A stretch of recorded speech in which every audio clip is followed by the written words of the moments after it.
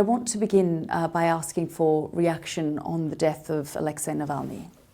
The assassination of Alexei Navalny is a terrible thing to happen, especially a calculated assassination timed to coincide with a Munich security conference. I don't think there's any doubt that the timing was calculated that way. For a day, his widow, now widow, Julia, she was saying, I don't believe it, I don't know that it's really true, but then today she confirmed it, and it's a source of great sadness to all of us, his courage. So we see everything as an opportunity.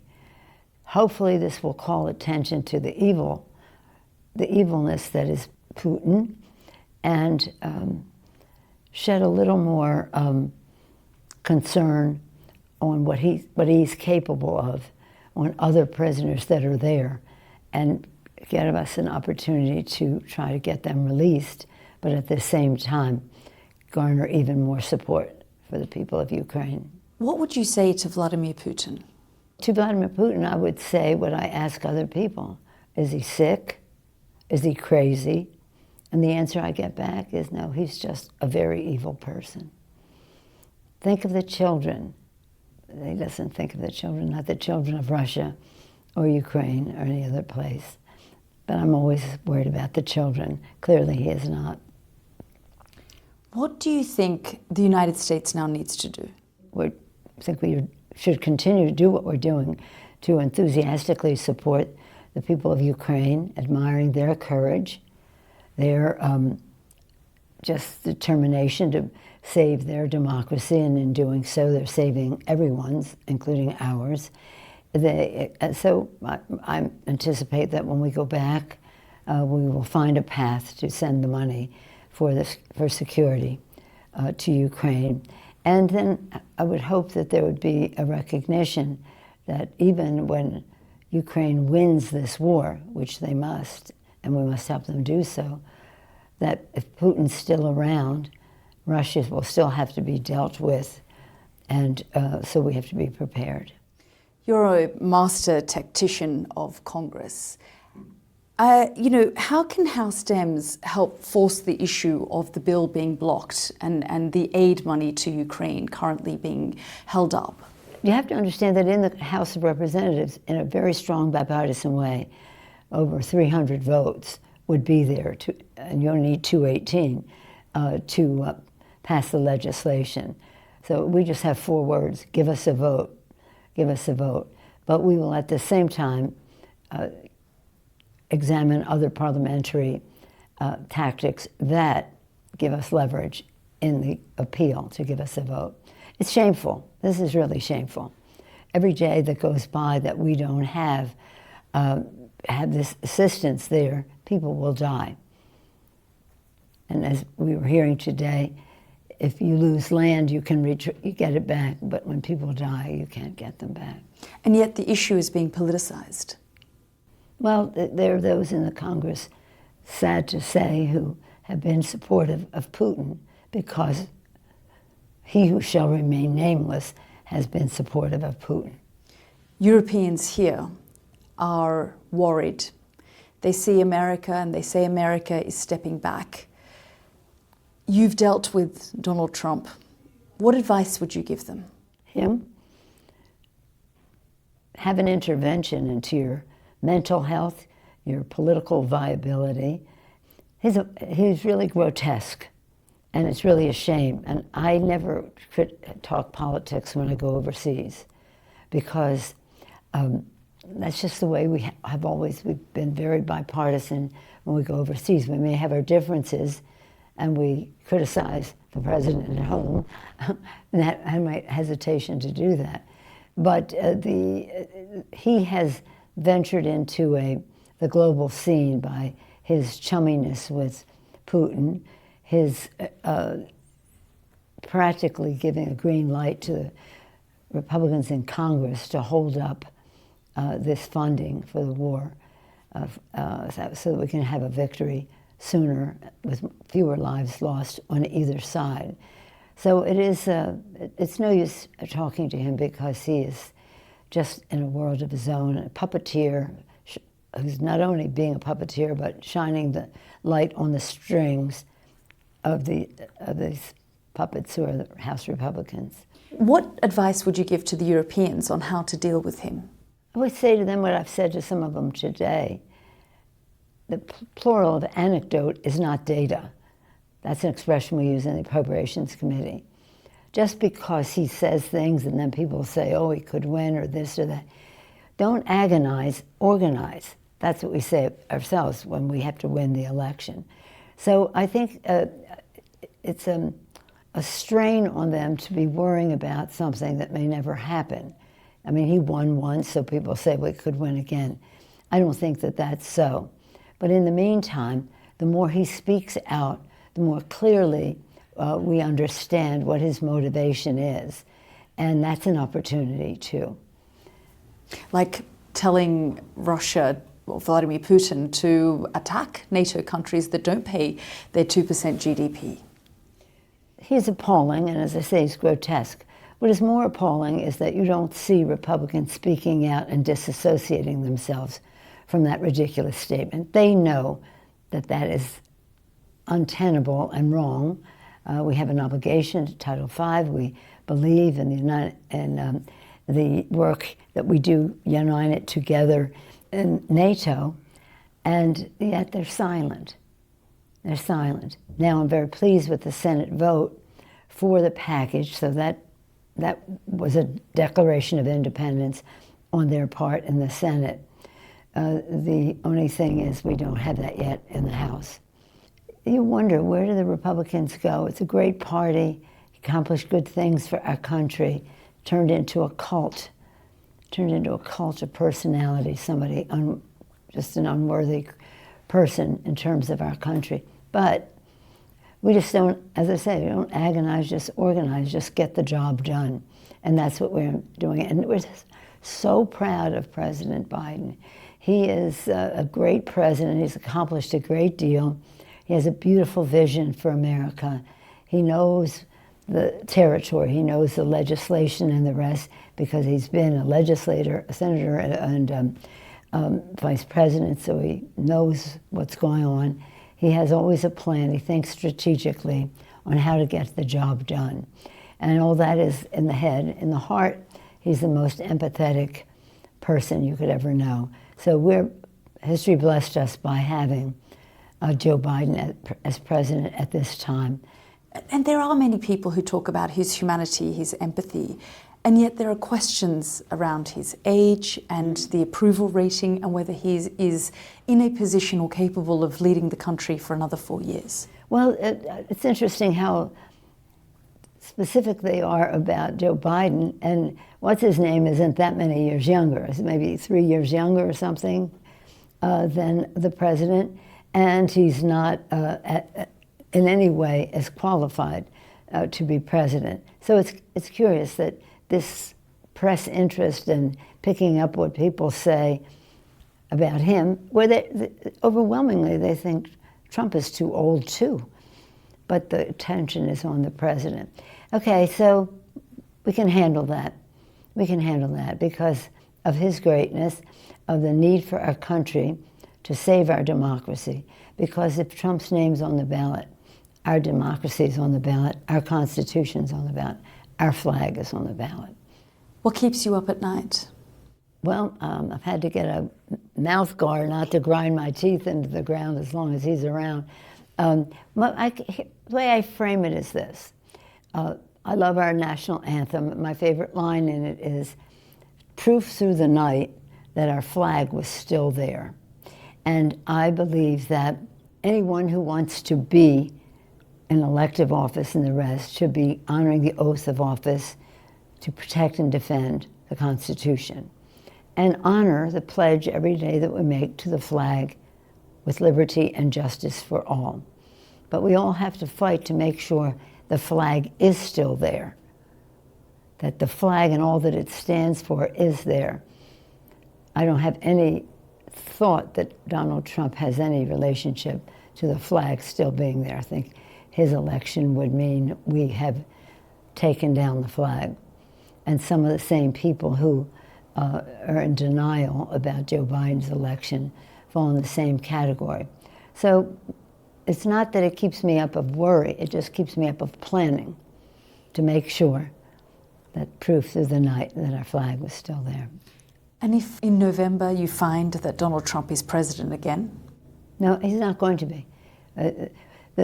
People say, well, he won before and you didn't think he was going to win before. Well, now we have learned how dangerous he is and how we have to inoculate against his poison, educate as to what the differences are. Now, in terms of the polls, I can tell you firsthand that last election, 15 months ago, and when I was Speaker, I said we're going to win this election. And they said, no, you're going to lose 30 or 40 seats. We're down 5 in New York. Now we're down to like 2. But why the polls just kept saying, they kept saying you're going to lose 30 or 40 seats. They didn't know what they were talking about. My whole view of winning an election is to own the ground. You mobilize to own the ground. You message with the voters to see what they're thinking. And we could tell them they cared about a woman's right to choose, cared about climate change, cared about gun violence prevention, cared about our democracy. And our contrasting our candidates with their votes, we won most of those elections. So 40 or 30, we lost 5. And that related more to the gubernatorial race in New York than it did to our messaging. So polls are, whatever they are, a photograph of the moment with a certain methodology that someone may choose. But I don't agonize about polls. I just organize about re-electing the president. Let's talk about the Middle East. There's a lot of discussion around proportionality and the situation that's unfolding, calls for a ceasefire. Where do you stand on this, and what do you think needs to happen today? Every day we pray for the release of the hostages, all hostages, release them. October 7th was a terrible day. A terrorist organization, Hamas, attacked Israel to the point of kidnapping children, subsequently raping, but kidnapping children, kidnapping people, taking hostages, and invading a entertainment for young people, a dance show or something. It was a horrible thing. And Israel has a right to defend itself and prepare to make sure that doesn't happen again. I'm very sad about the collateral damage in Gaza. So many people killed, so many innocent people, children and families. It is, they weren't combatants or anything, but they were collateral damage. And as long as Israel strives or does better to avoid that collateral damage, it will be a losing message for them, for their reputation. But I'm a very strong supporter of Israel, and I was appalled by October 7th. But we do have to, right now, one of our fights in the Congress is to get the humanitarian assistance to the people in Gaza. And that's a fight that we're having with the other side of the aisle right now, humanitarian assistance. They didn't want to give humanitarian assistance to the Palestinians even before October 7th. Our fiscal year ends on September 30th. So we wanted to get more before September 30th because we would run out. They said, we're not doing it. We're not doing assistance to Palestinians. This is on the Republican side. So then October 7th came, and they blamed Joe Biden and say, well, look at this. No, Joe Biden has been for a two-state solution, as have I. He's been for humanitarian assistance to the people in Gaza and the rest. He's been there, but I don't know if it's spontaneous or we could say a difference between grassroots and astroturf, but they should not be blaming the president for not having humanitarian assistance to the people in Gaza. As you say, we all saw the horrors of October 7 and what happened there. And now we're seeing 28,000 Palestinians killed. Do you think America now needs to be tough with Israel? You're a strong ally, the staunchest of allies of Israel. But is it now, as you say, concerns around reputational damage, how the IDF is conducting this war, and that there should be a differentiation between how Hamas behaves and the standards in which the world should be holding the IDF? I think our administration, from what I can see, has been very clear in their message to Israel in terms of respecting the lives of all of those people. Also, to try to discourage them from what might come next in an attack. But Israel is their own country, and they do what they do. The person I admire the most there is President Herzog. I had it with Netanyahu years ago. I mean, really, not trying to make peace or anything all along. And I saw him here. I saw President Herzog here, and I said, how's it going? And he said, we just have a little more to do, and we'll be there. So I was encouraged because he's a decent person. He's not a Netanyahu, and he said it that way. So let's have confidence that this will pass soon. Again, I always say everything is an opportunity, and maybe it'll be an opportunity for Israel to see the disfavor that many in the world had as to how they conducted themselves after October 7th, and will strive maybe for a two-state solution. I don't know, it's going to be hard. It's even harder now unless Hamas is gone. But they are a terrorist organization, and they are surrogates for Iran, and it's a very difficult situation, and my heart breaks for the... Now, I have a lot of Palestinians in my district, and I've protected them from FBI going to Arabic bookstores. I've protected them after 9/11 to bring them together. We all were in the streets against the Muslim ban, and all those kinds of things.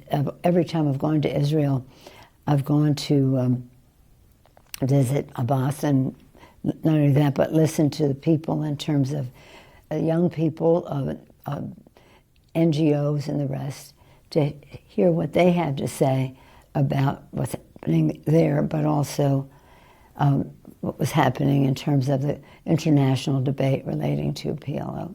If the United States wanted to pressure Israel, would the question around aid, military aid, come into it? You know, putting that further pressure on Prime Minister Netanyahu? I think that examples of the past, the Bush administration, Father Bush, they said they were not going to do loan guarantees as long as Israel went forward with more settlements.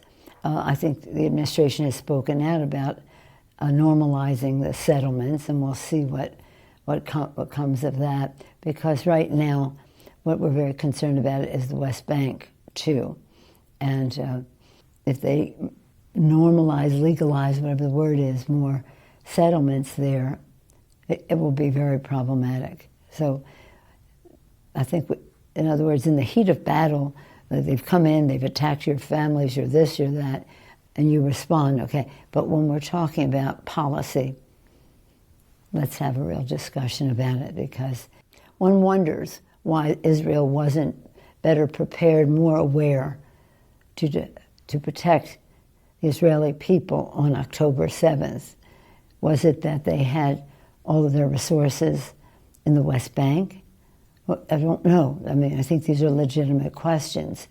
And what would be the consequence of more settlements in the West Bank with less opportunity to ever really reach a fair two-state solution, even with the transfer of land?